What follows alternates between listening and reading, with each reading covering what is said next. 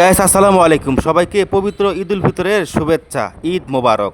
তো গাইস আজকে আমরা আপনাদেরকে দেখাবো গফরগাঁও আড়ুইরা তেলের পাম্প থেকে। জায়গার নামটা কিন্তু খুবই একটা অদ্ভুত একটা নাম। তেলের পাম্প থেকে আমরা পুরো অঞ্চলের যে প্রাকৃতিক দৃশ্যটা আছে সেটা আপনাদেরকে এই ভিডিওর মাধ্যমে দেখানোর চেষ্টা করব। অবশ্যই আপনার ধৈর্য সহকারে দেখবেন, না টেনে পুরো ভিডিও দেখবেন। তো দেখেন আমরা যাচ্ছি, এত সুন্দর রুট, মানে গফরগাঁওয়ের রাস্তাগুলো এত সুন্দরভাবে করছে। দুধারে যে রাস্তা আর দুধারে যে গাছগাছালি যে আছে দেখতে এত সুন্দর লাগতেছে। আপনারা জানি না ক্যামেরায় কীরকম সৌন্দর্য দেখতেছেন, বাস্তবে আরও বহু গুণ সৌন্দর্য আমাদের চোখে বহু সুন্দর লাগতেছে। তো দেখতেই পাচ্ছেন মোটামুটি ঈদ যেহেতু এই জন্য একটু গাড়ি ঘোড়ার চাপ আছে মোটামুটি। আর এখানে মোটামুটি প্রায় বলা যায় একদম ক্লিন ইমেজ, একদম দেখেন রাস্তার দুই ধারে কত সুন্দর পরিষ্কার, কোনো নাই। এটা হচ্ছে এশিয়ান হাইওয়ে রুট। আমরা অতিক্রম করে এখন গফরগাঁওয়ের বাজার দিকে ঢুকতেছি। তো দেখেন এটা হচ্ছে এশিয়া হাইওয়ে রুট। একটা গেছে আপনার হোসেনপুরের দিকে, একটা গেছে ভালুকার দিকে, একটা গেছে গফরগাঁও বাজারের দিকে। এটা অনেক বিখ্যাত ফেমাস একটি জায়গা, এশিয়ান হাইওয়ে রুটটা আর কি। ঠিক আছে, মোটামুটি বাংলাদেশের সব জায়গার লোক এই হাইওয়ে রুটটা চিনে। আর আমরা আস্তে আস্তে গফরগাঁওর দিকে যাচ্ছি। যাবার পথে আপনার অনেক সুন্দর দৃশ্যগুলো দেখাবার চেষ্টা করতেছি।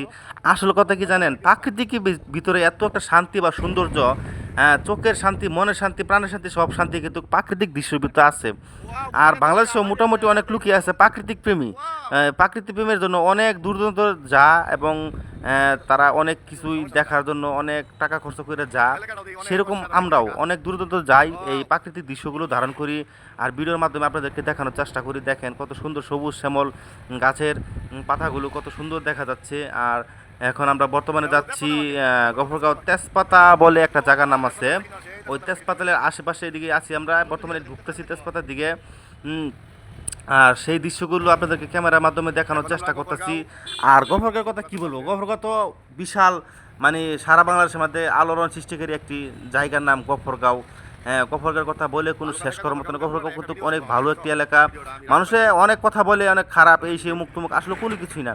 গফরগাঁও মানুষ কিন্তু খুবই ভালো, শান্তপ্রিয়, শান্তশিষ্ট মানুষ। দেখেন কীভাবে চলাফেরা করতেছে, কোনো গ্যাঞ্জাম বা কোনো ঝামেলা নেই। আর আমরা বর্তমানে আছি গফরগাঁওয়ের বাস স্ট্যান্ড, পুরাতন বাস স্ট্যান্ডে আছি। যদি ঈদ উপলক্ষে জন্য বাস মোটামুটি যাত্রীরা অপেক্ষা করতেছে, বা যাত্রী নিয়ে নিয়ে যাওয়ার জন্য বাসগুলো স্টপে দাঁড়িয়ে আছে, বা যাত্রী হলে তারা গাড়িগুলো ছাড়বে। আর আপনারা এই ফাঁকে আমরা ভিডিও করতেছি আপনাদেরকে দেখানোর জন্য। আশা করি আপনাদের কাছে ভিডিওটা ভালো লাগবে। তো এখন আমরা আস্তে আস্তে সামনের দিকে এগোচ্ছি। এগোনোর পরে মূল আমাদের আকর্ষণ হচ্ছে, তো আমরা একটা একটা জিনিস কিনবো, মানে একটা মোবাইল কিনবো। এটা হচ্ছে গফরগাঁও রেল ক্রসিং, শিবগঞ্জ রুটের রেল ক্রসিং। তো আমরা একটা মোবাইল কিনবো। মোবাইল কিনতে আমরা যাব গফরগাঁওয়ের নাম করা একটি দোকান আছে মোবাইল শপিং, জনি মোবাইল কেনার। জনি মোবাইল কেনার এখানে আমরা যাব। আর একটা মোবাইল কেনার জন্য আমার আব্বুর জন্য একটা মোবাইল কিনবো। আমার জীবনে ফার্স্ট ফেসবুকের ইনকামের টাকায় আমার আব্বুকে আমি একটা মোবাইল কিনে দিব। আমি আমার জীবনে এই 32 বছর বয়সে আমার আব্বুকে আমি কখনো কোনো কিছু দেই নাই। আর সেই জন্য একটা মোবাইল কিনে আমার আব্বুকে, এই যে আমরা জনির দোকানে ঢুকে পড়ছি, সাথে আছে আমার বিল্লাল চাচা, আমার সেলিম চাচা আছে। এই মোবাইল দেখতেছি, আমার আব্বুর জন্য একটা মোবাইল কিনবো। এই দেখেন মোবাইলটা নিতেছি। মোটামুটি আমার চাচার একটা মোবাইল পছন্দ করে দিছে, যে তোর আব্বুর জন্য এই মোবাইলটা নে, তোর আব্বুর অনেক পছন্দ হইব। আর আমার আব্বা শিক্ষিত হইলেও আব্বু মোবাইল সম্বন্ধে কম বুঝে, এই জন্য একটু মোটামুটি বাটো নিবার চেষ্টা করতেছি। তো ভালো থাকবেন সবাই, দোয়া করবেন।